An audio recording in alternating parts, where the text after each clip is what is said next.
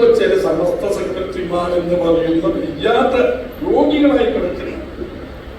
പണ്ട് കണ്യത്ത് ഉസ്താദിനെ കൊണ്ട് മുഖെടുക്കാൻ തോൽക്കാൻ നടന്നത് പോലെ ഇപ്പൊ അലിക്കുട്ടി ഉസ്താദിന് വയ്യ. അലിക്കുട്ടി ഉസ്താദിനെ ഞാൻ കുറ്റം പറയില്ല, നല്ല മനുഷ്യനാണ്, രോഗിയാണ്, ക്ഷീണിതനാണ്, അവശനാണ്. ഇപ്പൊ ഈ കൊണ്ടോട്ടി പറ്റിയ തങ്ങളാണ്, ശൈഖാണ്, അങ്ങനെയാണ് ഇങ്ങനെയാണെന്നൊക്കെ പറഞ്ഞിട്ട് മോചന നേർച്ചക്കളിൽ കാത്യോദരുണ്ട് ഉമ്മൈസാക്കാണ്. അവിടെ ആ മോചന നേർച്ചയിൽ വെച്ചിട്ട് പ്രസിദ്ധീകരിച്ച ബുക്കിന് ആലിക്കുട്ടി ഉസ്താദിന്റെ കൊണ്ടിട്ട് തക്രീരെത്തിച്ചു പോലെ എന്തായാലും അദ്ദേഹത്തിന്റെ ഇപ്പോഴത്തെ അവസ്ഥ അതൊന്നും പറ്റുന്ന അവസ്ഥയല്ല.